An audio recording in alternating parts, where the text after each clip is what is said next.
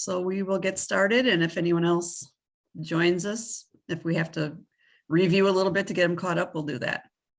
So hello, everybody out there in the Creektastics land, and thanks for joining us. And everyone here, thanks for joining the Zoom. And this is Monica Dyess, is that right? Yes, that's right. Okay. I already forgot how you told me to make it. Make sure I do it right. And she is someone who, I don't even remember how I found you, if it was on Instagram or what. But I don't remember either. I just was really but I was excited. like, I've never seen like book page folding before. And I was like, what is this? This is the coolest thing ever. And so at some point I contacted you about the group and you joined. And then I wanted to, I think I first asked you, like, it was the end of spring or something, if you could come on and do something, but she works in the school system. And so it was a very busy time for her. And then we just never got it figured out again until now, but this is perfect leading up to Halloween, and it's a perfect little Halloween craft. And she claims it's a lot easier than it looks. So we will see about that. So if everybody has all their patterns, their books, what is everybody using for a book? Anything in particular? Oh, Rachel, yeah, you had put about that on the, oh, you got the poem too. Oh, and then there's your stenciled one, Patsy. Yeah. I like it. Yes, Boyfriend ever since, yeah. Boyfriend's been looking at this because I had to finish reading it today. And he's like, you've got to stencil something for me. So it looks great. Yeah, it does. Okay. So if anybody has a book that is not 479 pages, like if it's more than 479 pages, what you can do is just take a little bit of math. Take the page number that you do have, say if it's 505 or whatever, and then subtract that from the number of pages on your pattern. So on the pattern, it says 479. So take the 505 minus the 479. If you have one of these books, then you should be good with the 479. Once you have that number subtracted and you get that number, divide it by 2. And then take that number and count from the start of your book, starting with not the first end paper, but like the title page, and count 1, 2, 3, 4, until you get to that divided by 2 number. And you'll do that up until, that will be like your page 1. Sometimes if I'm doing that, I'll put a sticky note there just so I can know in my head, and then we'll go back and work on that. I'll tell you what to do near the end. But then you'll do the same thing with the back. Start with the back and then count backwards. 1, 2, 3, 4, and so on. So you take those extra pages and just kind of add them to the front or the end of your pattern. Does that make sense? I'm glad I don't have to do that. Okay. I was already confused. Sorry. I got it right here.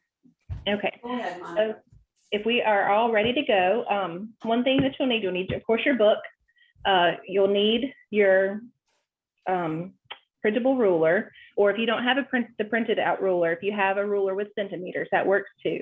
This one's just a lot easier to use because it's flat. It's a piece of paper. We're going to be putting this one into our book as we go to fold, or as we start to mark.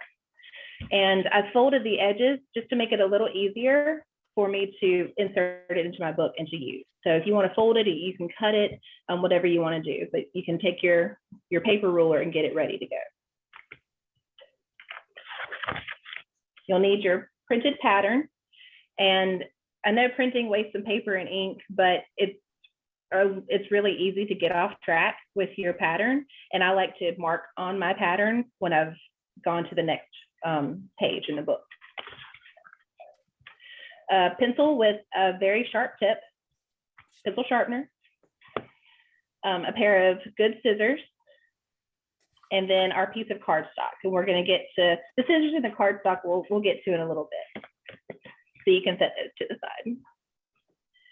And then last is your paperweight, something heavy. I've got a piece of halite and piece of selenite that I like to use. Something that's usually wide is going to be better. And I'm going to turn on my camera here on my phone. Okay. So you should be able to see kind of my workspace now. Not yet. Not yet. Okay. Can you pin that, Gina, on your end? I see it. Sorry, I didn't hear. Oh, that's okay. Can you pin that so that it's like the main?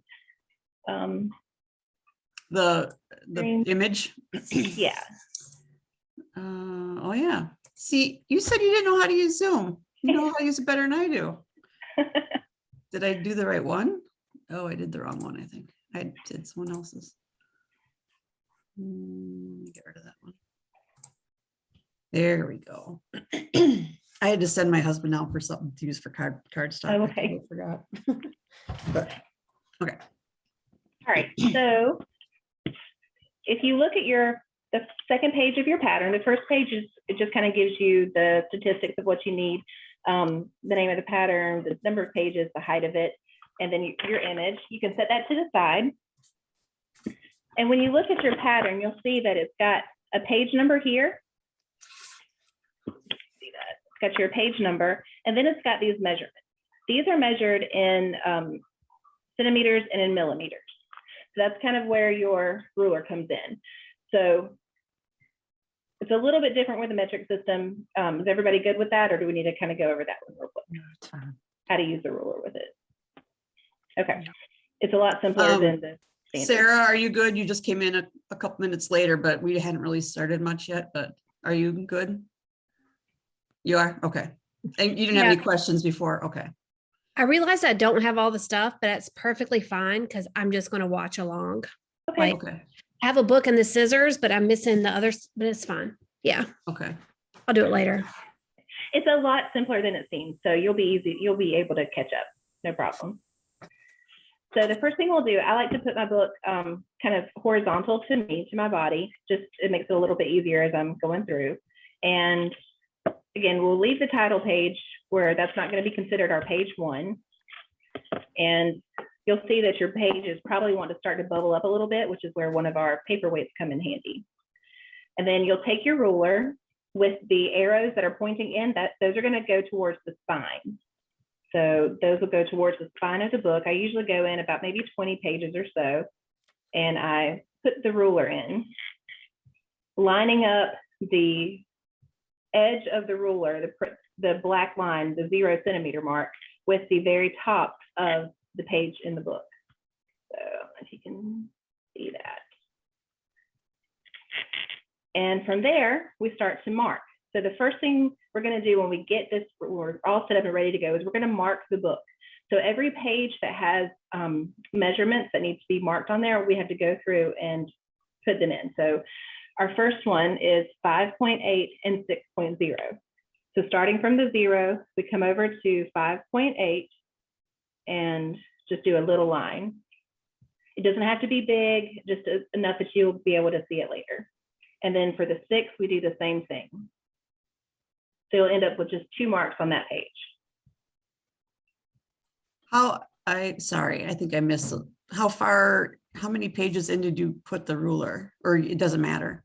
It doesn't matter. It's just kind of, I like to go in no more than like 10 or 15 pages. Really, it's a height thing. I like to be closer to the page as I'm marking. If you're starting off and you want to, you can do it every page just to make sure you're closer to your mark. Okay.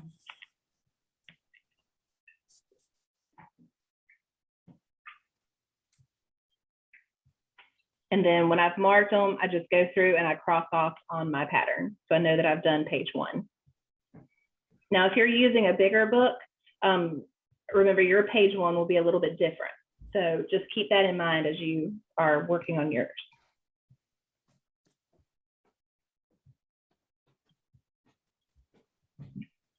Is everybody ready to move on to the next step? Yes. Okay. So the next thing, if you look at your pattern, it says page 3 is an inset page. Now, with this type of folding, there are 3 different styles of book folding. This is one that we call the measure, mark, and fold. And it ends up, this is going to be the final product here. You end up having the picture kind of popping out of the pages. You've got some pages down here. You can kind of see it almost looks like the edge of the book has been carved out. And versus this one, where you see how the image, there aren't the pages in the background of it. So it's just a different style.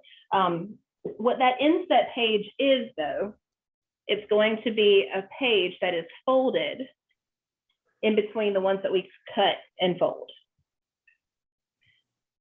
So for right now, for our pattern purposes, all you're going to do is take the page you've marked, take the next page, and then turn them over.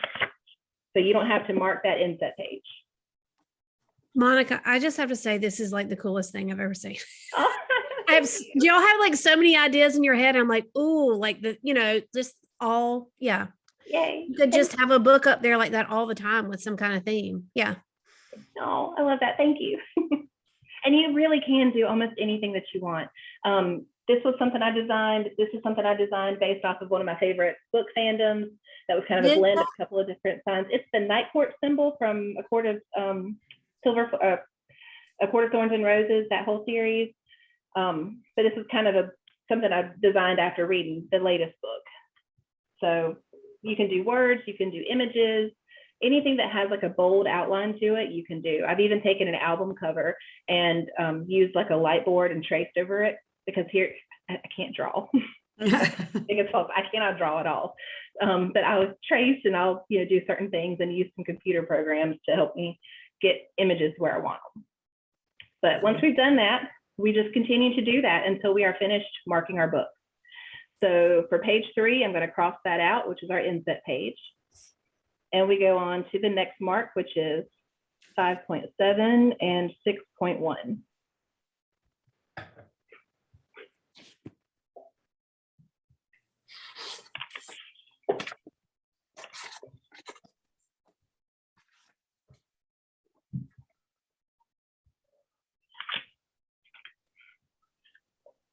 And then you just pick up the page you marked on and the page beneath it and flip it to the next, flip it over.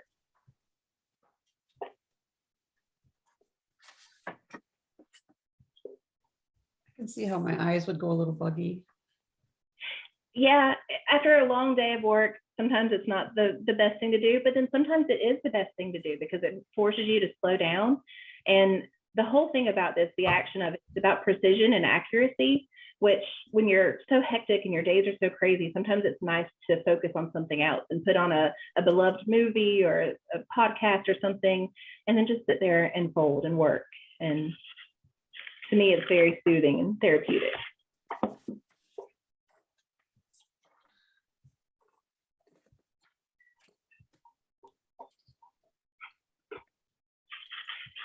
So we just keep on going through and marking. Does anyone have any questions right now? So for the inset pages, we're just flipping them, right? We're not folding them or doing anything. We just Right. keep. Okay. Yeah, we're just flipping them right now.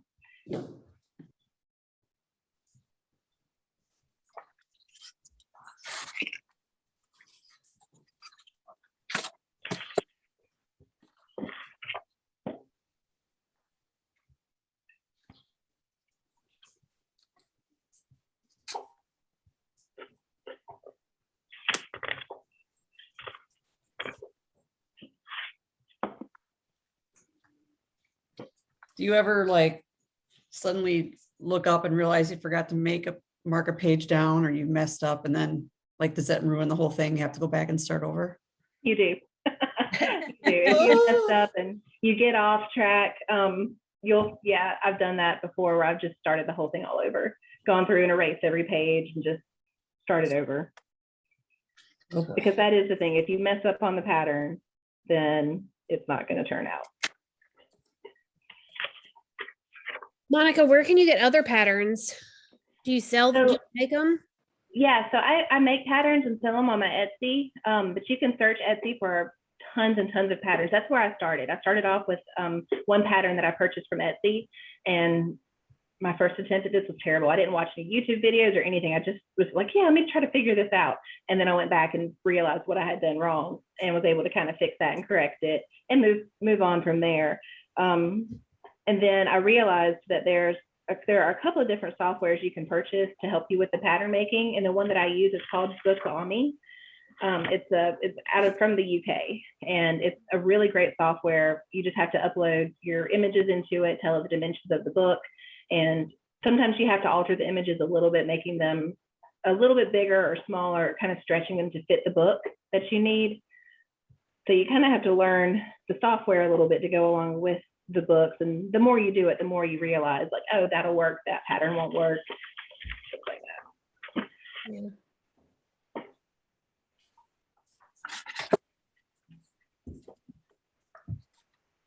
And I will tell you this, if you've never used it before, so I've never taken art classes. I've never, I've pretty much, this is all just kind of self-taught and done different things, but I wish I knew Photoshop. I don't know Photoshop. And I played around with GIMP a little bit, but to me, one of the easiest ways to edit pictures is to use Microsoft PowerPoint. You can remove backgrounds, you can change colors. I know that sounds kind of silly to think about, but you can save your slide as a JPEG, which just makes it so much easier to then upload to like your software and things. Is anybody like really good with Photoshop, like a graphic designer or anything? Yeah, well, it's funny that you say that about PowerPoint, because I do Christmas trees, and I was trying to figure out how to do those like design boards, like my decorator. She gave me this beautiful like document with the couch and the chairs and the lamps, and it looks so pretty. You see them on Wayfair and stuff. Yeah. And so I was like, I want to do, I reached out to her. I'm like, I want to do this for trees. I was like, what software do you use? I can just use the same. She's like, PowerPoint. I'm like, what? She's like, yeah. I didn't know you could use PowerPoint for that. Me either. I've never used She PowerPoint. saves it, like she said. Yeah. She puts all the images in and then saves it as a whatever, and then like PDF or JPEG. And I'm like, oh, okay. So I started using Microsoft Pages, and it worked. I mean, Apple, the Pages, Mac Pages, whatever it is. Yeah. And it works. Well, I am been into Photoshop for quite a few years, and I do a lot with it. Well, you may have to have a class for us about how to use Photoshop, like for beginners. I might have to.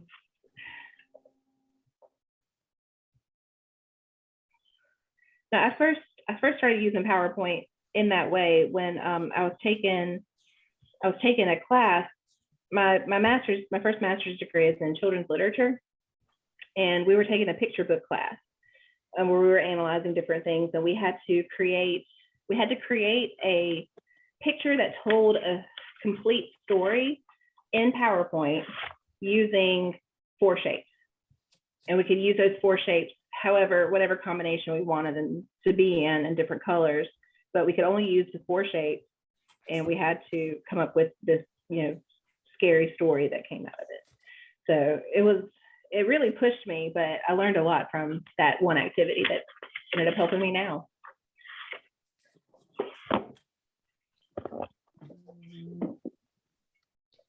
Sarah, I don't know if everyone here saw, was that last weekend or 2 weekends ago, when I had Sarah on to do a Meet the Creep, and she did tree decorating, Halloween tree decorating. Did you want to just let everybody know kind of a little bit about that while we're doing this, your business and stuff? Just give yourself a little shout out. Yeah, I'm actually working on Christmas right now. So I'm trying a new business idea. I'm making like what I was talking about, the design boards, but I'm doing tree boards, and I'm approaching businesses. So I worked on I did a tree last year for this company, this blow dry bar near me called the Cherry Blowout Bar. So I took the picture of the tree I did with that, and I'm going to send it over to the franchise hopefully tomorrow. And so they'll send it to their franchisees and see if they want to like buy like my box of ornaments I got for them and stuff. Yeah. So cool. I'm so nervous. Yeah.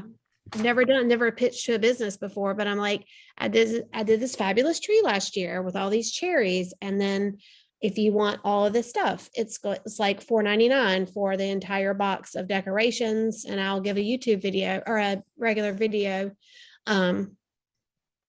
with a tutorial on it for the businesses because they're all over the place. They're not close to me, just the one. So. And then next week, I'm going to work on one for Dunkin' Donuts and see if maybe they want one. Oh, that'd be a real good deal. Yeah, I want to do I have a chocolate velvet ribbon for like coffee, and then also do the pink and the orange, and then just cover it with donut ornaments. So we'll see. I don't know what I'm doing, but I'm just doing it. I think that's how we all feel about life right now. I love that. I think that's such a neat idea and so smart to approach these franchises where like, wow, if that could be sort of the decorating standard in a region or something, that's amazing. Yeah. I mean, I've had people who are like, I really don't want to do stuff at homes. I love like big themes. Like if you give me like the Halloween theme or like, I love the cherry theme, coffee, donuts, like pastel candy, something funky and fun and just like imaginative. And if somebody's like, will you help me with my red and gold tree? I'm like, no, it's not fun. I don't know. It makes me think. I have a friend who's an interior designer for Arby's. So whenever they open a new restaurant, she does the design to their standard or whatever. And it makes me think there must be other people like her that would probably be helpful for you to meet, right? Like if she does, this is what it looks like. Yeah. She might know those decision makers who could, I don't know, put a roast beef tree in their stores. No, I could ask her. I was thinking, like, what would I do for Arby's? Yeah. They had that little hat. On these hot dogs. Be a Western hat. Like their symbol is a Western hat. Maybe is that a take on a maybe? Something? Oh yeah, their Western hat. We just got an Arby's near me too. I wonder if I went in there and I could sit there and eat a sandwich and get inspiration. I do love the beef and cheddar. Not healthy, but it's really good. I feel like Monica's just whipping through this, and I'm sorry. Just got done with one page. Well, like I said, you kind of get into this rhythm with it, and you just kind of forget sometimes, But yeah, and I'm used to looking at the measurements, which actually I do want to look and see. I didn't check this pattern. Sometimes patterns will end up having a double number where they end up having like the same measurement twice, and that's not a typo. It's actually important when we get to the cutting and folding part of it. So if that ever happens, I usually just put like a little dot above my mark line. So I know that when I go back to start the cutting and folding, that it'll remind me of that piece. Oh, we do. If you'll pause for just 1 second and turn to the fifth page of your pattern and go down to page 253. If you'll just kind of circle 253. Ooh. We do have a double one there with a 15.3. And I'll show you guys how to do that. Oh, wait a second. Oh, okay. Yeah, I just noticed that on the second page, it's like getting to be more than 2 marks. I missed that first time. Okay. Fine. So it can be a little, it can be a little time consuming. But the more you do it, the more you work with it, the more you kind of do get into that rhythm and that flow. And if you have some nice music on in the background or an audio book. I should stop and count and make sure I didn't screw anything up already.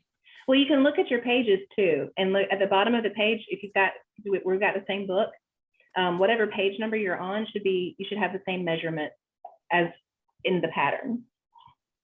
So your pattern, when it has the pages on the side, the page numbers on the side, you can look at numbers. Keep check that way. So Monica, can I ask you a quick question? This is Rochelle. Hello. Hi. So I wanted to find out, I definitely made it harder for myself by not having the right number of pages or the right size book, but I was able to get it in time. So the size, I mean, it's like 23 centimeters instead of 21. So I didn't know how that would affect the ruler, especially since I looked at my ruler and I looked at my centimeter ruler and they're not the same either. So I don't know if I printed out, like when I printed it out, it's not like, maybe it didn't print out centimeters. So I've been trying to use this one, but I'm wondering, like, do I start from the bottom and measure up, like starting at 0 with a regular ruler? Yeah, whichever Okay. one you want to use, stick with it. Okay. So Okay. that way you're just consistent with your marks. Mhm. So I've always used this ruler, so I didn't know that. I'm sorry about giving you guys a ruler that's not correct. Well, maybe it was just the way it printed. Sometimes printers print things Sometimes differently. printers do So that. yeah.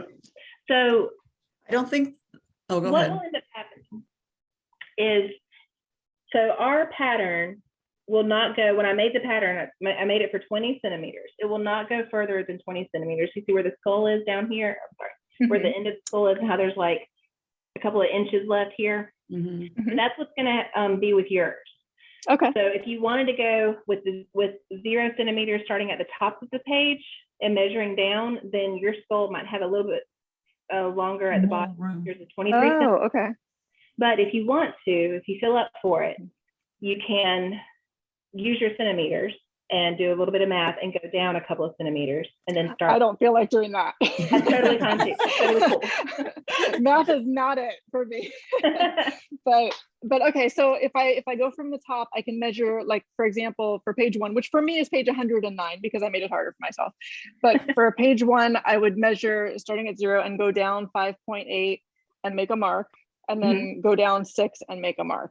Right? Because Yeah. I was doing math while you were showing that part, so I'm all behind. Yes, that's what you'll do. Okay. Yeah, Got that's it. exactly right. And then the page after that, which you said was what, 111? Right. Okay, Yeah. so page 111, you will just skip that. You won't Okay. you won't mark anything Just on there. turn it. Okay. Yep, just turn it. And then so for page 113, you would do 5.7 and 6.1. Okay. Now, if I'm coming from the top down, does that mean my design is going to be upside down though? No. Because I'm not cutting in the same place as if I was measuring from the bottom. Like, okay, if I was measuring from the bottom, I'd be marking here. But if I was measuring from the top, I'd be marking up here. Right. Yeah, we start by measuring up at the top. So like my first page, my first 2 measurements are here. Okay, so I'm doing it wrong. All right, good. I'm glad I asked. And you can always look at your picture and kind of see, like, the first part of the image that we're going to get to is going to be it's going to be the tail of The tail. Okay. Yeah. Yeah, I see that. Okay. So that's where that's going to be. Cool. Yeah. All right. Yeah, that helps me visualize it a little bit. I get lost in the details. I'm sorry. Well, and if I was talking too fast, because I do that sometimes. No, you're good. I was trying to do math and figure out where to start my. Gotcha. Now, And then I didn't know what to. I just like folded the page like before. Yeah, that works. Okay. Yeah.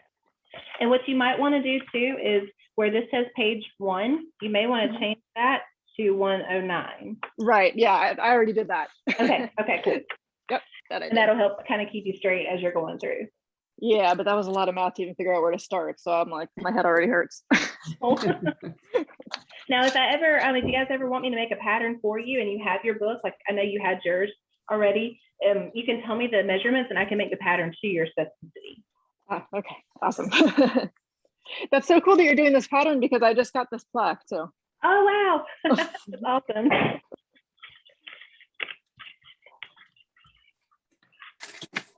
So I think our pages with this book are off by a couple, right? Because the first page I actually made a mark on was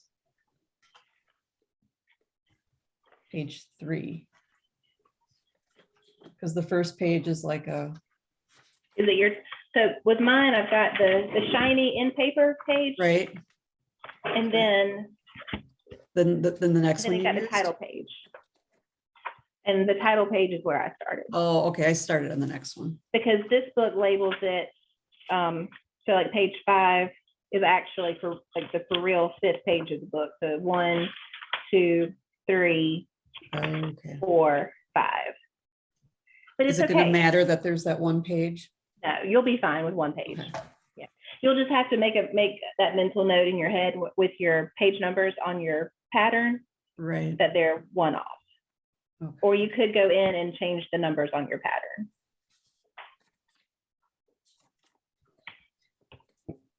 What if your book is longer than the ones, what was this book, four something?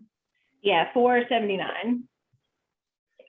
So if your book is longer, what you can do is take the number of pages from the book, subtract it from the number of pages that are for the pattern, Mm-hmm. and then take that number that you get, divide it by 2. And then whatever that hash number is, you'll go in and count, say if it was 25 pages, go to the 25th page, and that would be your page 1. And that And then way you would you have a little bit on the end. Yeah, and then on the Okay. end, you would go in 25. I was just thinking you just rip it out.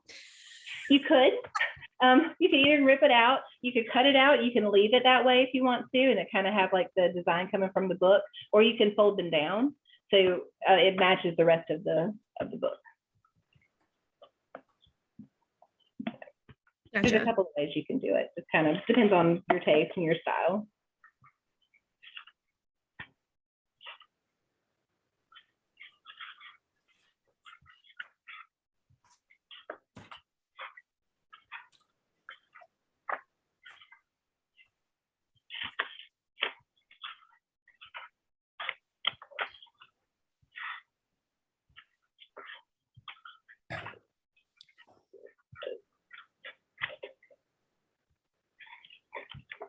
How's everybody doing? Good, good, thanks. Probably not terribly far along though. I'm only at 105. That's okay. So, It's okay. When I first started, it takes a while, and this one's a pretty simple pattern as far as how many marks we make on the page.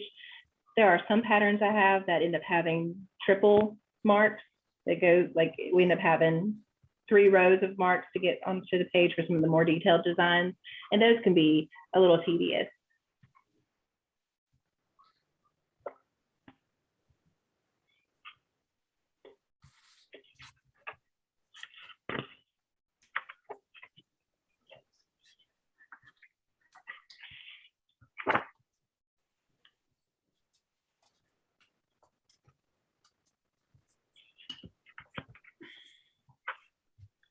I'm going to try to get mine marked up to 253 real quick, and then I can show you guys how to do the cutting and folding, especially on that double one. So I'm going to go a little bit faster on that one, so don't worry about keeping up or anything. Go at your own pace. Mark and measure. Again, it's about precision and accuracy with your measurements.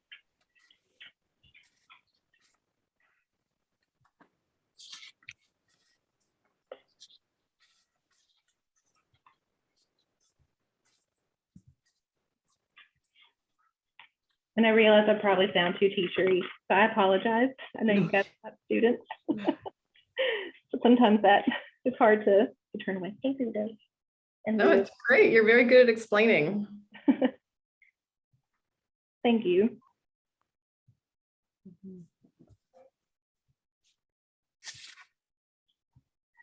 So what about some of you guys that I haven't met before? I think Patsy, Rochelle, and Stacy, I don't think I've met any of you really before, have I?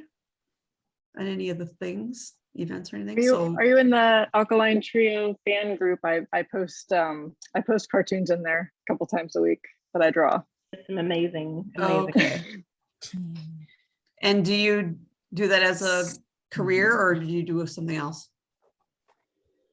Well, by career, I'm a mental health counselor. Okay. The drawings kind of have a little bit of that flavor. 16. Okay. So And do you sell your stuff? Occasionally, I mostly make calendars, so my big season's coming up. Last year I sold a lot of calendars with Alkaline Trio, relevant concert, well, not concert, but like album release dates and band members' birthdays, and and my art. Cool. Yeah. No, I missed out on getting one last year, but I really want to get one this year. Awesome. I'm making some album specific ones this year. A Crimson nice. one, From Here to Infirmary. And I have 6 books made already. Yeah, I need to get a book too. So interestingly enough, are you going to go to any of the shows coming up, Rochelle? Yeah, I'm going to the one in St. Pete. Really? I'm in You my do? yeah. Awesome. Oh my God, that's great. Yes. So yeah, and I'm also meeting with another friend from the board. So I'll talk to you about that later. Nice. Yes, And definitely. she's a creative also. Very cool. Very cool.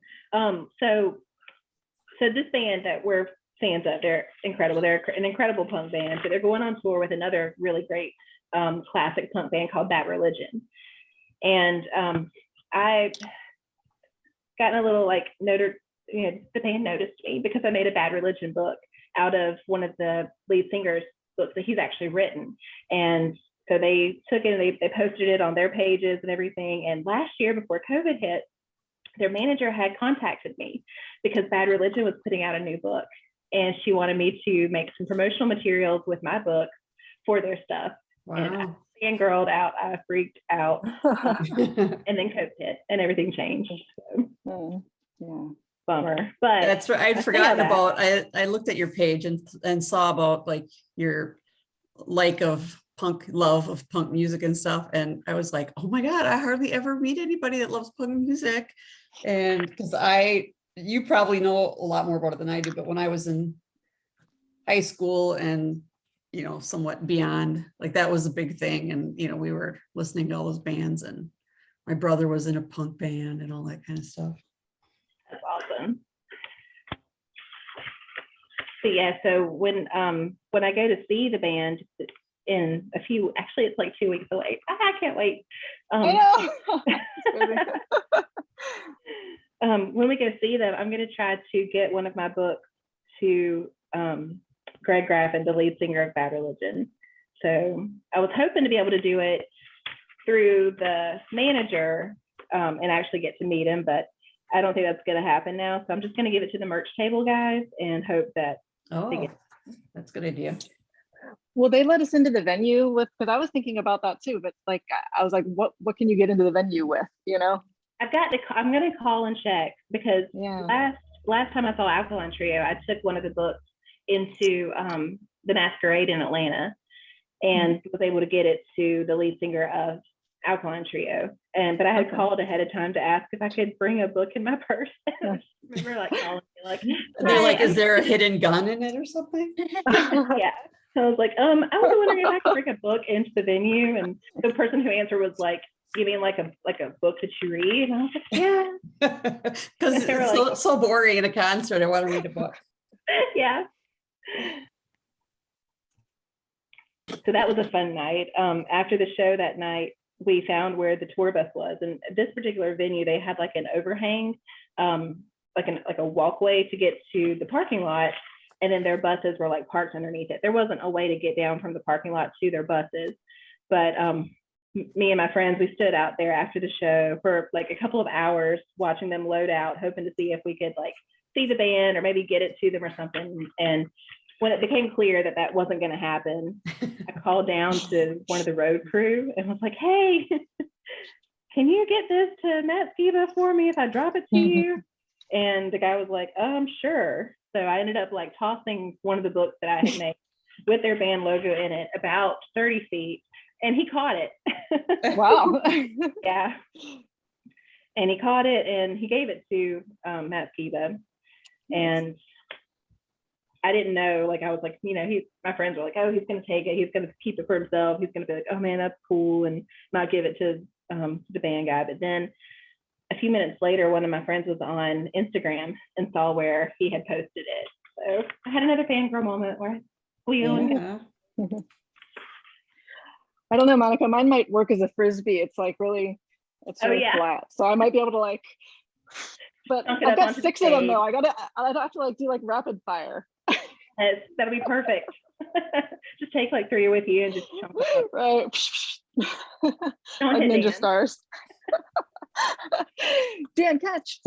Yeah. So do you live in St. Pete's, Monica? No, I live in Valdosta, Georgia. It's probably about 4 hours from St. Pete. Okay. But my husband and I, we're going to go down and take a couple of days and stay in St. Pete. And then the day after the show that Rochelle's going to, they're having another show in Orlando, which is about an hour away. So we're going to go see them in Orlando too. That's nice. And so you guys know each other outside of like, or you work together, or you know each other from?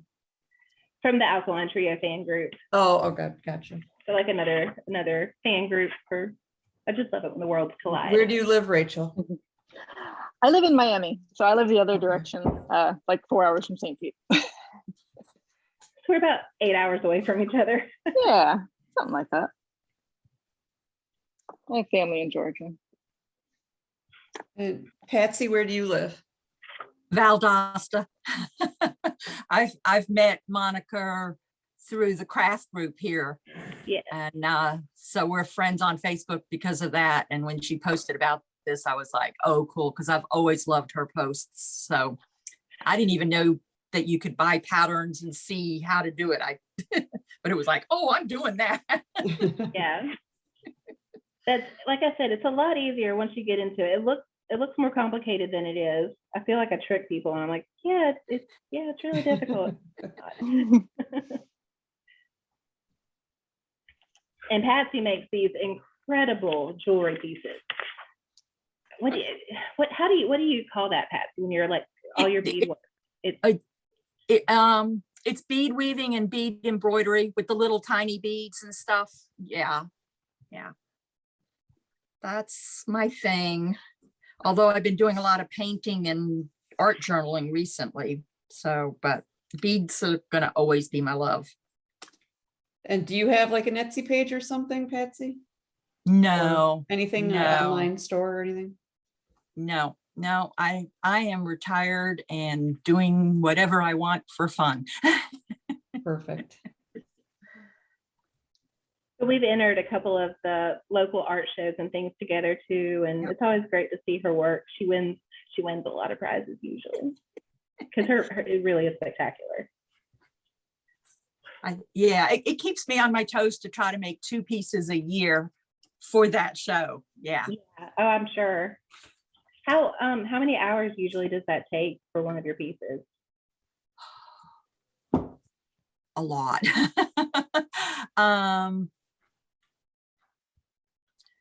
Sometimes it just depends on inspiration and stuff like that. But I think that heart one that I did the last show was it was bead embroidery with a little bit of bead weaving.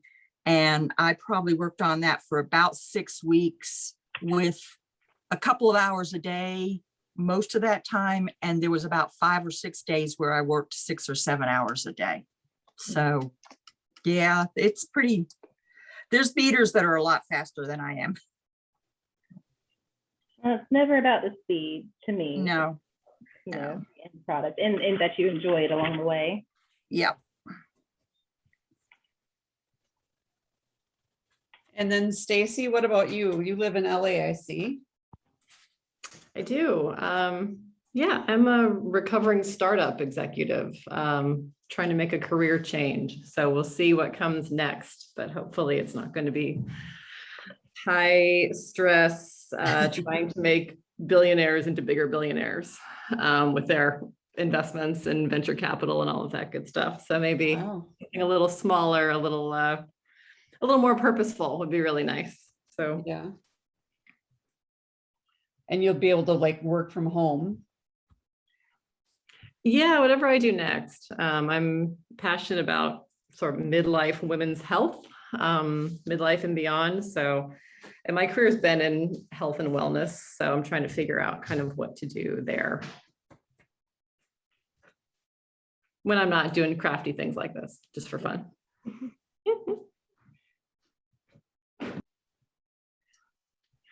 And were you in Made to Do This? Or were you Yep. were, right? Okay. Mhm. So yeah, you know quite a few people that I do too then. Yeah, So, Stacy, were you in the September cohort? I was. Okay, yeah. Okay. Me too. Oh, awesome. Yeah, I just haven't gotten something off the ground yet. I sort of had a few ideas and life got a little hectic. But hoping to kind of get back on that and looking at either starting my own business or purchasing a small business or something like that. So we'll see. Yeah, no rush. So it'll all be there. No, that's how I started the Holly Jolly box was the Christmas tree decorating. Was out of Made to Do This. Oh, It came, great. yeah, it came out of nowhere. I didn't come in there to decorate trees. It's just Oh, something- really? yeah, no, I I was a dance major in college and I thought, and I really like I had just family convinced me not to be dance education. You'll never make money, blah, blah, blah. So I switched majors and I've always wanted to go back to that. So I thought, you know, you do those 5-day challenges with Kathy. It's like you get next to her and it's like, I can conquer the world. yeah. It's the Right. best energy in the whole wide world. And so I'm like, oh yes. So but then once we just started doing it, we had to do that free offer. And I'm like, you know what? Let me do a Christmas tree. I just know I'm really good at Christmas trees. And then it just took off from there. I was like, wow, I really am going to do this. So Oh my gosh, I love that. Oh, yeah, no dance. I mean, no dancing. I dance in the privacy of my own home. Get myself Around the Christmas tree. yeah. Around the kitchen. Yeah. I figured out that that's just the way through that Made to Do process. Like, I figured out that that's just the way I get and drop into my zone. I get my downloads is through dancing and it clears up all my junk. And then all the ideas flood. Like I get really good ideas driving too. It kind of, yeah. So That's awesome. That's oh, great. that's great. Well, that's All why I right. started the whole Creeptastic thing too from that. I remember, yeah, it was so good. I was like, yeah. Did you have a hot seat or something? I did have one Yeah. fairly, I mean, not early on, but fairly early on when I just kind of came up with this idea for this thing. Yeah. Did you have the idea before you started the program? No. Mm-mm. I thought it would be, because I'm so into Photoshop and stuff, I thought it would be something with photography or Photoshop. I mean, that's kind of what I've been doing in my, as a side hustle kind of thing for a while. All right, well, when you guys are at a stopping point with your marking, I'm going to show you how to start folding, cutting and folding. And my husband just came home, so if you hear the dog, sorry. I have a Mastiff Lab mix and a pit bull, so they're a little big.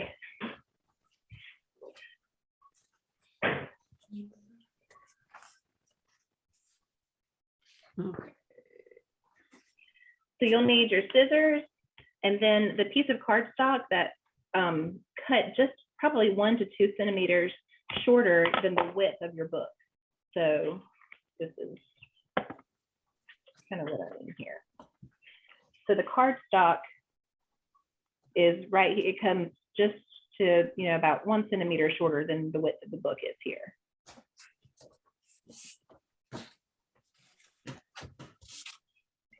I'm gonna have to And you cut can some. do that by measuring with your, where do I put it? It's right here. So you can measure the width of your book. So mine is of almost 17.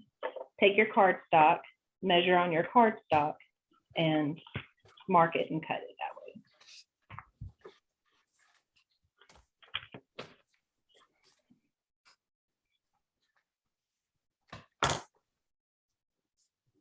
I have several of these that I've cut to different shapes or to different lengths and widths for the different book sizes that I do. These Reader's Digest books, which usually have like the really pretty covers, they're pretty shallow. So I have to have some that are smaller because this one is too wide. So we're cutting it 1 centimeter shorter than the width of our book? Yes. Mhm. Yeah, so it'll end up, once it's inside your book, you'll end up having a little bit of edge to your page. Can you show that book you just had? This, what did you paint that silver? This one, Oh, that's so cool. Is that called? Oh my God. coffee cup. So amazing. And this one, so when I saw Here, the, sorry, the- let me make you bigger here for a second. There. so this book had like this brown, I mean, it looked like coffee art to me on the edge of the book anyway, on the cover of the book. And so I made coffee inside of it, and then I colored the edges after I've done the folding. I just went back in with artist markers and colored the edges here. Mhm. And then I left the seam uncolored, just the natural page. It's so cool. So this has to be like exactly a centimeter shorter than your book? It can be a little more if you want, or a little less.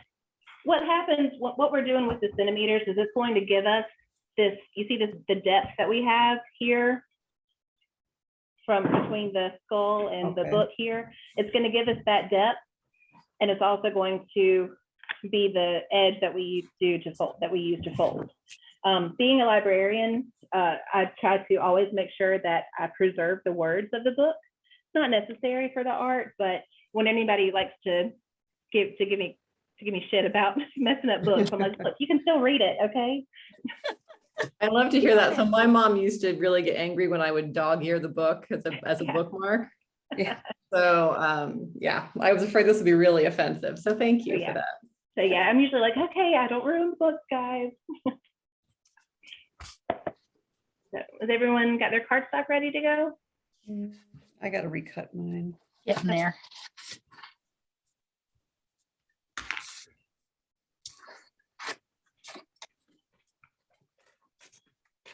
Oops.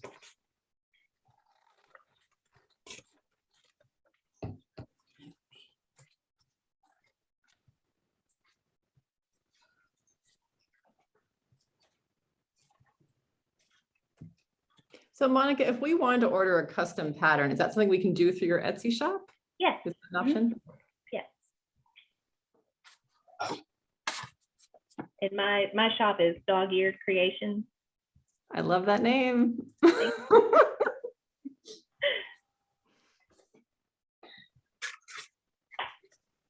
I'm going to pull it up in Etsy for me so I can find it.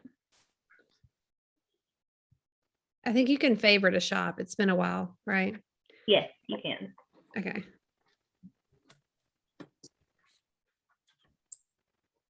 All right, I think I'm good. Everybody else is good.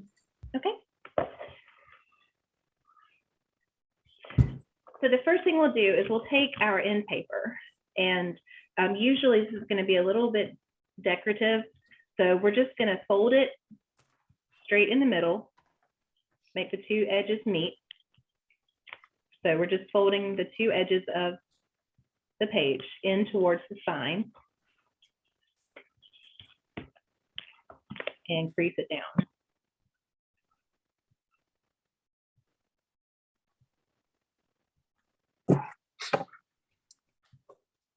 So you should have like a triangle. And then we'll just take that triangle and fold it in towards the spine. We're essentially just getting that page out of the way.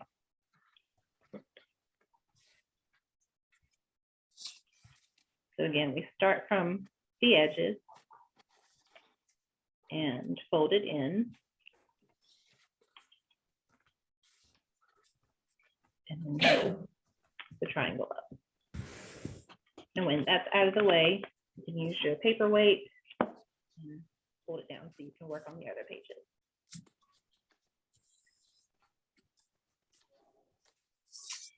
So everyone should now have their first marked page ready to go.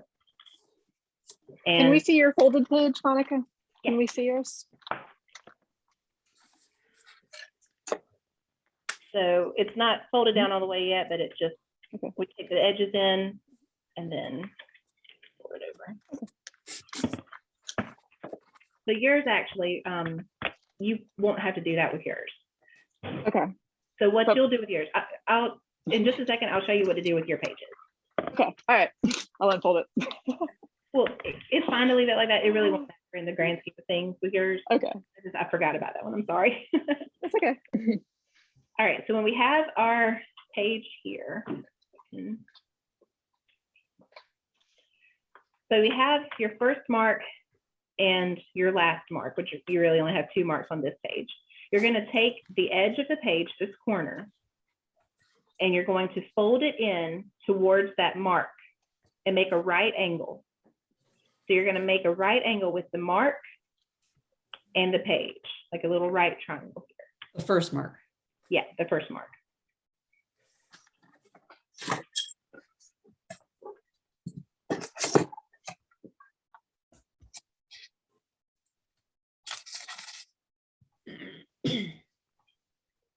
And then with the second mark, we're going to do the same thing. This one's going to be a little trickier because the page itself is going to be a little bit longer. If it rips down here in the bottom corner, it's okay. But we're going to try as best you can to make a right angle. You can see mine's tearing a little bit. You'll try to make your right angle at your second measure mark line and then fold. Oh, I hate ripping it. It'll be okay. And then you can fold that extra edge, so you can just kind of get that out of the way. The important part of this piece is going to be this, where the marks are. The rest of the page doesn't matter that much. That the tail, the Yes. raven's tail. Mhm. That'll be the very tip of the tail.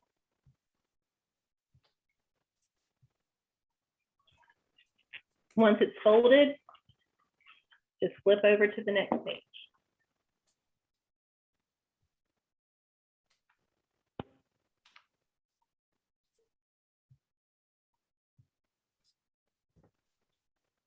And now we'll use our cardstock.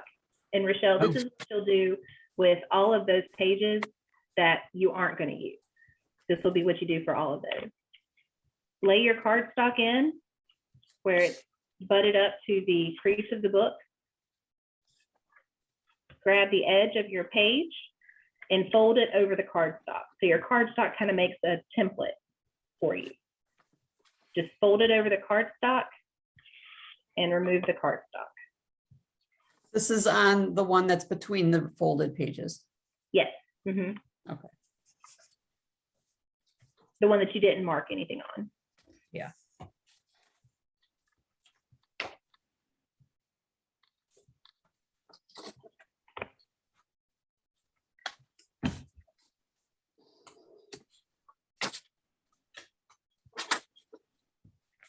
And again, this is something you can play with if you wanted to make it deeper or shallower for like just your different style of book. You can change all that just on how thick your card, how wide your cardstock is. And when you're finished with that fold, just move it on over.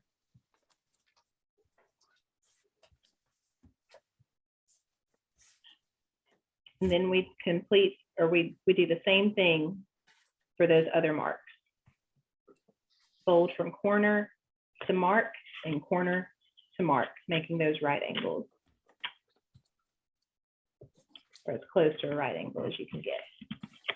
So you can rip another page or rip them if you have to. Mhm. If you need to, it'll be fine.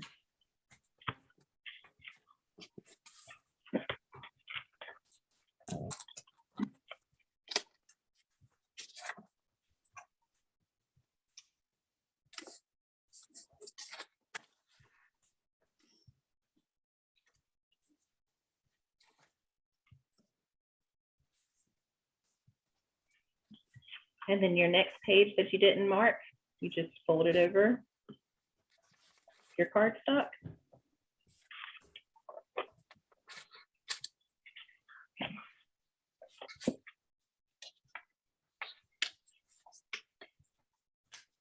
And then we just keep repeating this.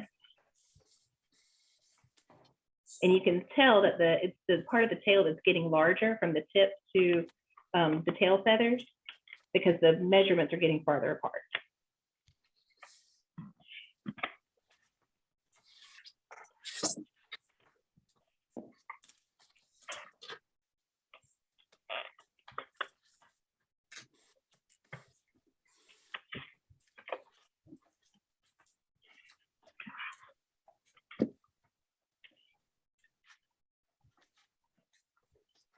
And you kind of get into a rhythm with it as well. I really love working with older books doing this because you get to smell them. And every time you're turning a new page, you get that whiff of the old book smell.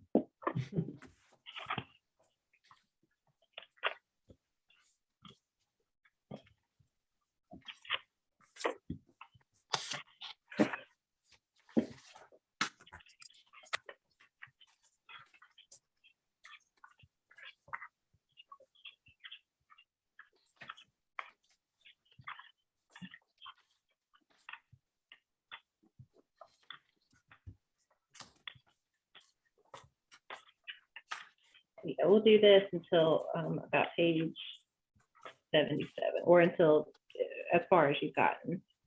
And then I'll show you why we need the sisters.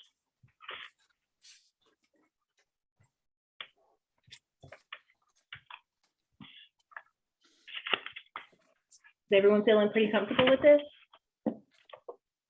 Yeah. How long does it take you to make one of these usually? Or depends on how, you know. Yeah, it detailed is, I depends on suppose. how long the book is and how detailed the design is. So this one usually takes me probably about 4 hours total to make, from start to finish. But this one, I think it'll take me 4 days. yeah, this one took me about 17 hours total to do. Oh wait, And- let me pin that one again so you can see. Wow. Because it's got all the little tiny details and the feathers of the wings and the stars and the mountains. Some of the pages, you know, just have all of those little cuts and folds and marks and things. And the book itself is almost 1,000 pages, 757. So, Wow, Wow. that's crazy. I'm impressed. thank you. But this one was a lot quicker to make too. This one was just a simple fold method where you just make the 2 folds every page that you've got. And it only had 575 pages. So this one probably took about 4 or 5 hours too.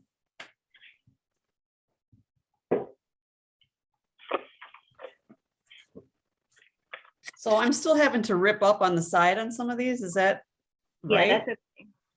Okay, I just want to make sure it's like what I'm supposed to be doing. Yeah, that's fine.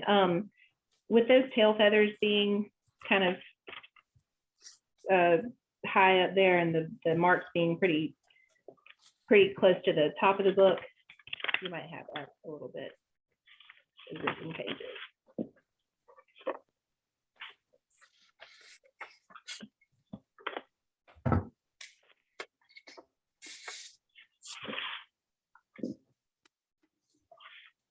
All right, so I know we're past kind of time right now. Do you want me to go ahead and show you how to do the second step when we start to get to the more numerous marks that we have? Yeah. Scissors. Okay. All right. So what we're doing, you just keep doing until you get to page 75 or your equivalent of page 75 or 77, I'm sorry, 77. So for page 77, it's got 4 marks on it. So what we're going to do is this. The first mark, and the last mark, we're going to do the exact same thing where we just fold the edges over into a right angle. But for the 2 marks in the middle, you'll take your cardstock, and because this is the same depth we're doing the folded pages with, we're going to use it as a depth to make our cut. You're going to cut just right on the mark line on those 2 marks. So you end up having cut right here. And so your first fold we do like we have with the right angle. And the last fold, we do a right angle, kind of get those out of the way because we know that those are easy to do. And the one in the middle, we just fold. So you end up having where you cut, you make that fold.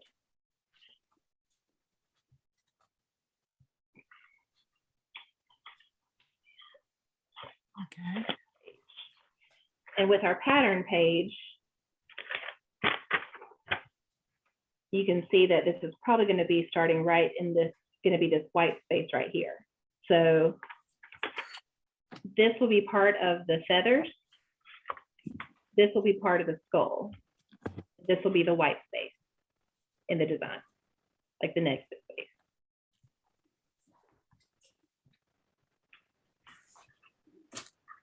Does that make sense? Mm-hmm. I'm going to skip on over to a page with more than 4, which is page 95. So with page 95, we're going to go ahead and leave the first mark uncut. We cut every other mark except the last one.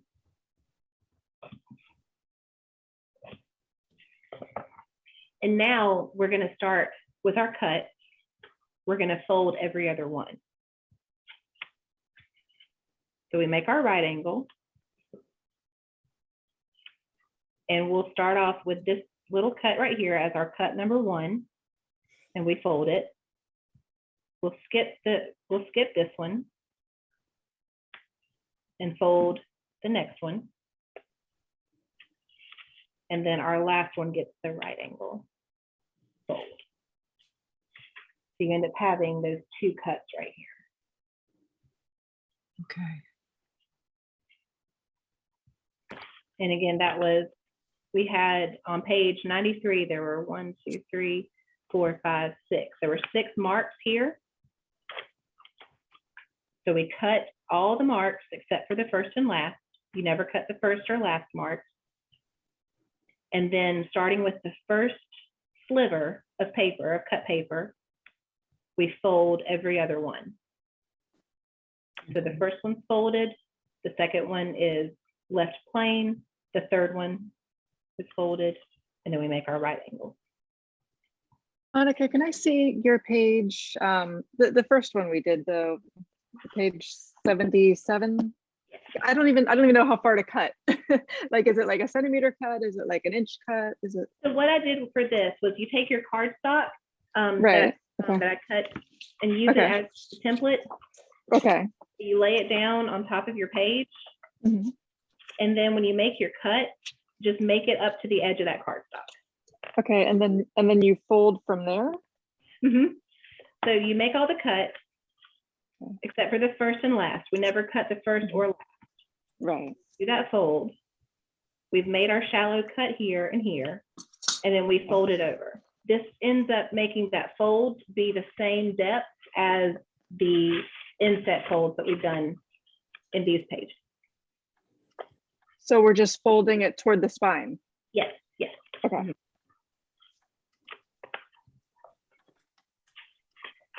And are we folding what's in between it, or okay, all right, we're folding, hold on.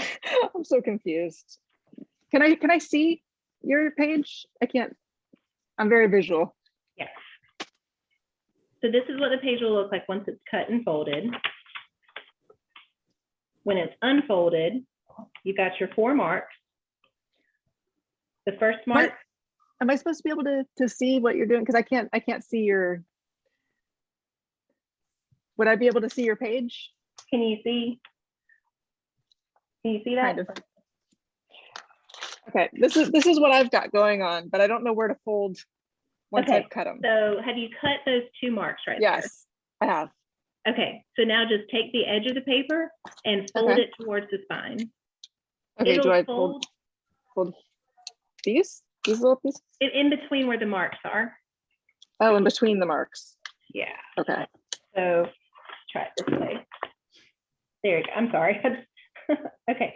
So These I'm two sorry, are I'm very visual, so it's so Oh, hard no, to. you're fine. Thank you. This is my first time ever Okay. doing anything like this, so I really appreciate it. Yes, exactly, just like that. Okay. And then you Okay. fold it. All right. I think it's Okay. easier if you leave the card in there when you fold it. It Just might like be. give Yeah, you you can do that. something to fold it against. Yeah, maybe. But I've already got these things folded in. That's why it was hard. I kept trying to slide it in there. Okay. Looks like. Okay.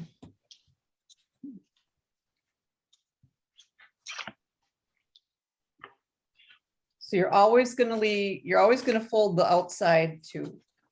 Yes. The first and the last mark are always going to be just right angle folds.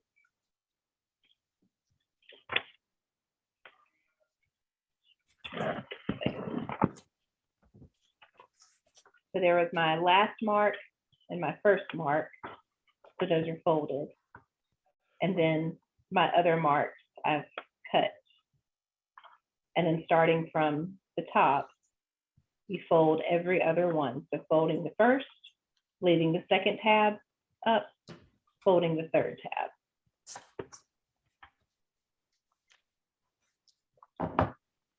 Is that better if I hold the book that way? Yeah. Mhm.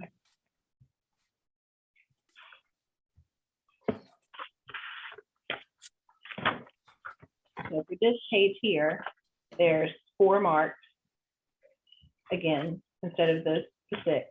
So I'll only cut here and here. I'll do a right angle fold here and a right angle fold here. And this one I'll use for the depth of my cardstock and fold towards the sign.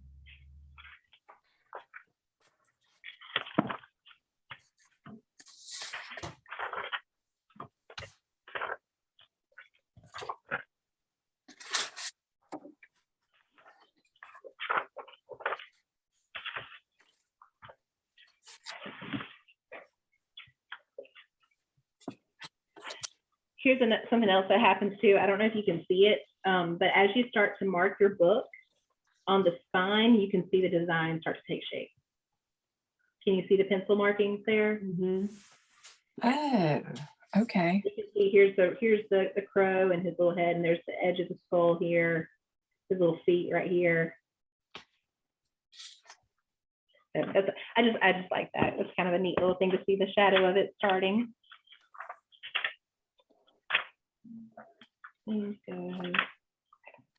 So I'm going to go on to page 153 and show you this one, because again, it's got several more cuts into it. So for this page, there's 6 little markings like we did before. So we'll ignore the first and the last. Using cardstock, I'll make these shallow cuts.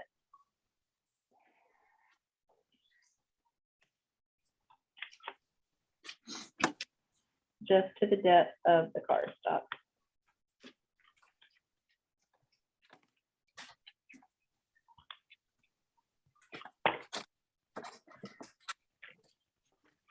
And then we'll make the right angle folds.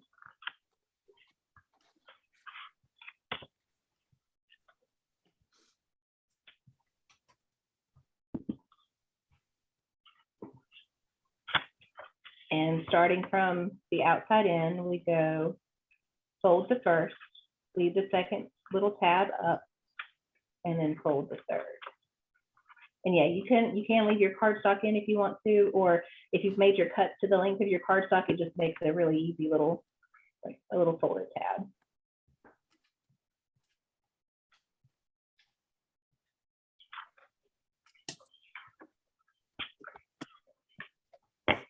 How's everybody feeling about that?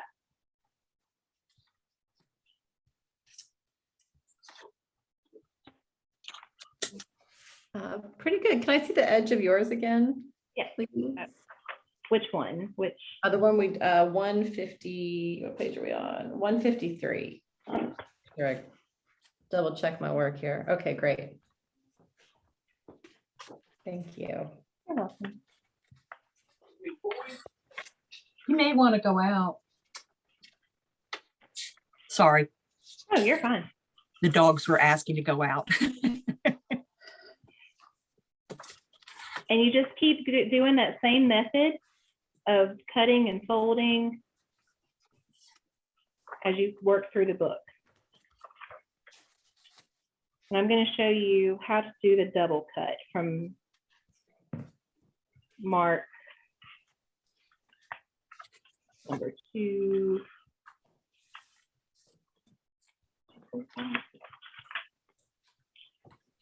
It was 253. So even if you haven't gotten to where you were marking page 253 yet, just if you wanted to make a note on your pattern, that 253 is, we're going to have a double cut, a double number mark. And that mark was 15.3. So what I always do is do a little dot right above the marking line, just so it lets me know when I go back through that that's going to be a double cut. Now, what I end up doing with this is taking my scissors and I make the tiniest cut pretty much on either side of the marking line. If you have embroidery scissors, that might help you make a really tiny cut, but you cut on either side of the mark line. So you still make 2 cuts, even though it really looks like you're doing 1. You get a tiny little sliver of paper, which doesn't really do much for that design in the moment, but it helps in the overall design. So you're not going to cut actually on the line, you're going to cut on each side of it. Right. Okay. So let me make the cut real quick and then I'll show you what it looks like. So the slither is basically going to be a pencil thickness. Yes. Okay.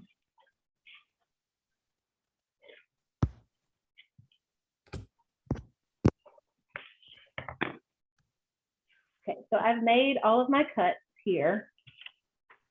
The first and the last measure mark don't get a cut. I cut here and I'll fold that over for my first tab, leave the second tab up, fold the third tab, leave the fourth tab up, and then here is my, I don't know if you can see, my little sliver of paper where I cut on the mark line. It's super tiny. Oh, Oh, yeah, I can see it. Okay, and then I fold that down. And then, of course, I'll continue with my right angle fold for the others. So again, it doesn't look like it does much in the moment, but it does in the overall design. Okay. And then you just keep on going.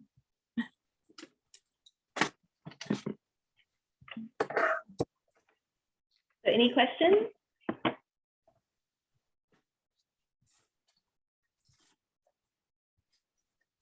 And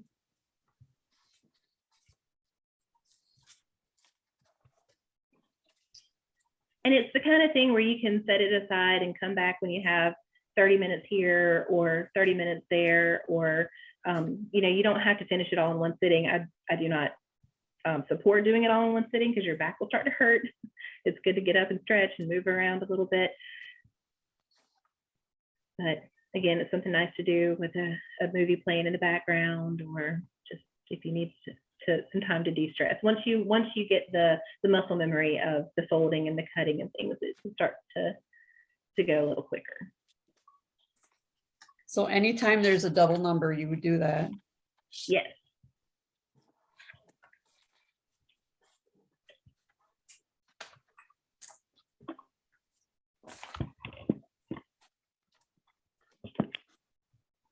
And when you're all finished, you'll end up with this design. So cool. It is so Do you- cool. When do you decide whether to color it or not? Like this one, you probably wouldn't color because there's a lot of lines. It really just depends on what I'm feeling and what someone wants. I've done one like this before where I've just colored the crow black and left the skull white. It really just kind of, depends on the book itself.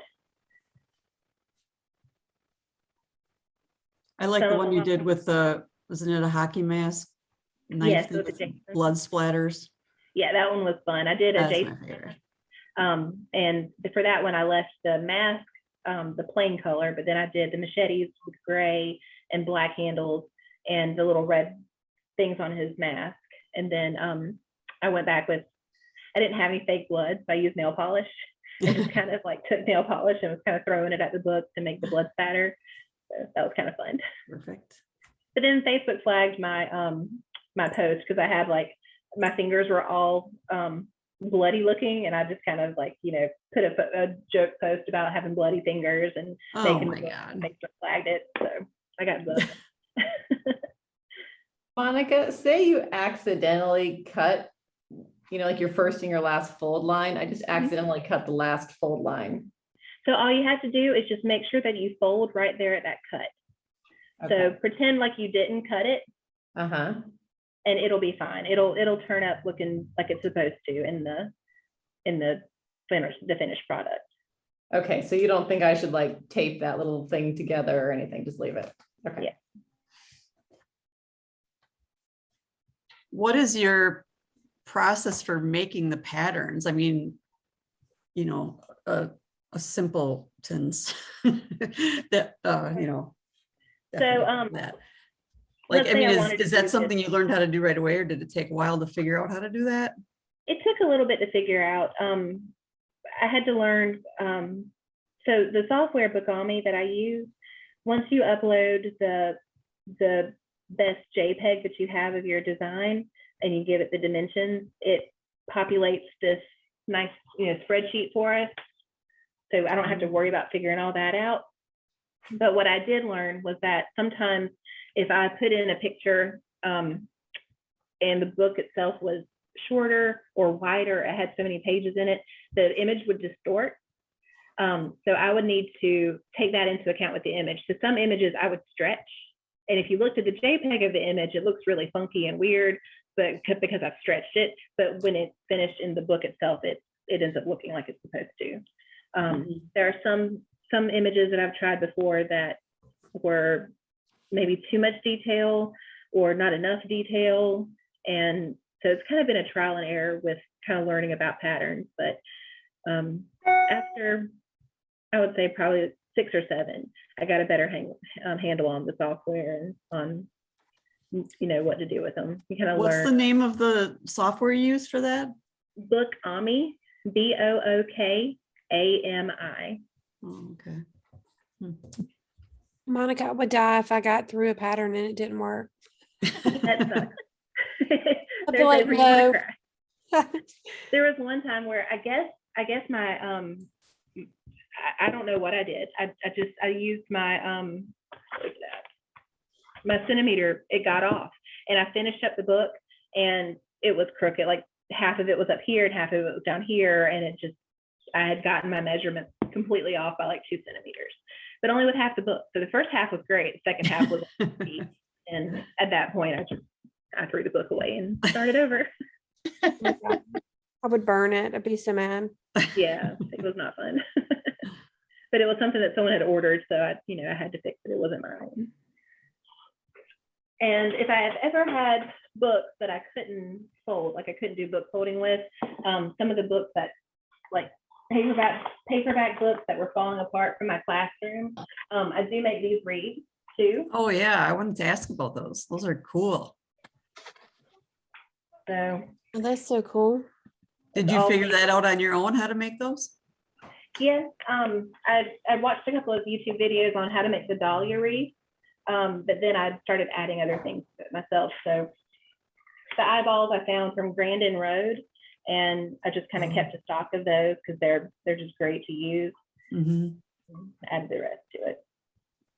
Yeah, I those did are one of very these cool. too, where I added fake blood. Somebody was ordering one for his wife, and she had her first copy of it. She had loved, she had read to death, and it was annotated and everything. So he brought that to me, and I made sure that you could see her annotations in the petals. And then I had an eyeball in the center. And that one, he told me he wanted it to look like a homicidal maniac had sneezed sprayed blood all over it. So that one was fun. I don't know if I can imagine annotating in just like a book I read like I don't know. Has anybody ever done that before? Do you guys ever do that? Really? Yeah. Hmm. Well, she had used that for like one of her, I think her master's thesis or something. Oh, so maybe it's something like that. Yeah. Then I can see, yeah. Does anybody else have any other questions or anything? No, No. what's the name of the shop again? You said dog-eared. I was looking for it. Dog-eared creation. And you have a Facebook page and an Instagram also? Facebook and Instagram. Can I do a chat in here? And type it in the chat. Sure. Oh, there it is.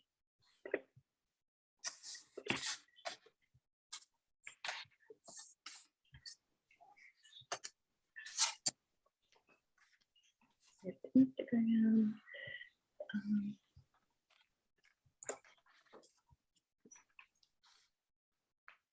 Facebook and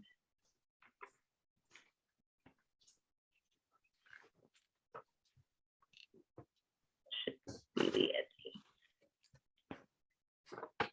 Did you post it? Yeah, I put them in the chat. Oh, there it is. Yeah. It would help if I spelled eared right. I put 2 R's. That's why I couldn't find it. It's all right. And I don't have a whole lot in my shop. A lot of what I do is like custom work that I'll post on my Facebook or Instagram where people have ordered specific things. And the ones that I do have in stock, I'll post on my Etsy. And then I have some patterns that are just kind of standard patterns that I've used before that are up there. And then I can, make custom patterns for people too. I think it's great. It's such a cool thing. And I've never seen it before seeing yours. So Thank you. thanks for introducing such a new, cool thing to us. Yeah, thank you. I'd never seen it before either. So I realize there might be other people doing it, selling it, but still, I had never seen it. Yeah. Very cool. Thank you. And I look at stuff on Etsy and Yeah. it's like right up my alley and I hadn't come across it. So yay. Thank It's really you. fun. How long have you been doing it? Since 2016. Wow. So I started in 2016. I was looking for something special to give my dissertation committee. From when I graduated with my doctorate, they did a lot of reading and just kind of helping me get through the process. And I wanted to give them a thank you gift. And so I kind of taught myself how to do these and gave them each one. So like there was a woman who was an English professor. I gave her one that said "right," the word "right" inside of it. I had a social studies guy looking on my committee, and I gave him a compass. It was a compass made into the book. And then I had a psychologist, a doctor in psychology, who was also on the committee. And I gave her, what did I give her? I think it was the infinity symbol. So that was back when I was first learning. So they were a little more rudimentary than kind of what I've progressed to with these. But I still look back on those fondly. My first one. Wow. I'm sure they treasure them also. I'm friends with one of them on Facebook, and she was posting about it the other day. So it's kind of cool to be like, And I also do glass tile mosaics. This was kind of the first craft that I got into. And this is one that I made this past summer. Oh my God. Oh, you That's just so made cool. that? You just whipped it up? Yeah. Mine would look like confetti. Okay. So, okay. So now we got to talk about this for a minute. Okay. So do you buy the pieces of glass already cut? You cut them or what? I cut the glass. I usually will buy them as glass tiles, cut into like inch like square inch shapes, and then I'll cut them into the shapes that I want for the mosaic itself. Sometimes I'll buy whole glass sheets if I want to do different shapes, like a hand or something like that. So it just kind of depends on what my vision is. This one I made and I titled it "Don't Let the Hard Days Win." Mm-hmm.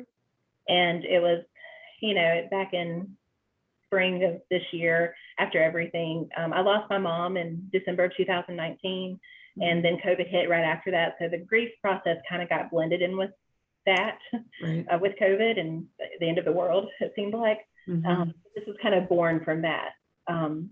Those moments where you go into the shower, I tried to make the background look like running water. I don't know if you can kind of see Oh, yeah. in here, kind of like rivulets of water kind of flowing down. Yeah. And I Wow, made that's her cool. hair, I used amethyst chips for her hair. Yeah, there we go. Wow. Oh my God, that's so amazing. That's beautiful. Thank you. What kind of thing do you have to use to cut glass? for that one? There's glass tile nippers. They're kind of like big pliers, but they have a round, like a sharp edge on the side of them, these little wheels, and it'll end up breaking the glass into these little like triangular pieces or the straight pieces. And then I also have a glass saw that I'll use to do like different shapes. Wow. Do you sell these pieces? That's so amazing. It I is. do. I haven't sold a whole lot of the mosaics because they do take a little bit more time, and it's there's probably not as big of a market. I haven't done a lot of craft shows or things like that, just more word of mouth. But I've made some like for the Alkaline Trio group. I've made some and sold them like some smaller pieces, but I haven't really sold any of the big ones I've done. So you don't have those on Etsy or anything? No, I don't have these on Etsy. I've done a few of the big ones. One of them is in a massage parlor here in town. They, I had visited them once and they had dragonflies everywhere, and I made them a little dragonfly because I was just inspired by their space. And they asked me to do like a big one. So it's like a like 3 feet tall, 2 feet wide piece in their massage parlor. And for my chair, who on my dissertation committee, he was retiring when I was graduating. And so he was moving to St. Augustine, which has a beautiful lighthouse. And so I made the lighthouse for him because he had a lot of sailing stuff in his office. And yeah, this one. So the smaller ones that I've done that I've sold are probably about 8 by 10, easy to ship. I don't know how I would ship something like this. That thought scares me. Yeah, that's beautiful. Thank you. Well, I love meeting other people that are creative and crafty and love doing this kind of stuff like I do. So And very thank you happy so to much. meet you. This has been wonderful. Yeah, it went really well. I'm so glad we did it. And Thank you. any other crafting time you want to do something, just let me know. Okay. We'll do mosaics next or something. Okay. If you guys have any questions as you're working on your book, feel free to reach out to me. Like you can add me on Facebook if you want to, or message me, and I'll help you. We can do another, we can do a one-on-one meeting if you want to, or I can help you through text. So I hope you guys get to work on your books and get to finish them. And yeah, once everybody gets theirs done, you should like put it, I'll leave up the event page or whatever. You can always go on there and post a picture of it or something, or ask a question on there if that's, if you want to ask there too. Yeah. So, all right. Well, thanks so much everybody for coming, and thanks again, Monica. And we will hopefully get these done before Halloween. Yes. Awesome. You guys, I've enjoyed this tonight. Thank you. Thanks a lot. Thank you. Bye, everybody. All right. Thanks, Monica. Bye. Bye.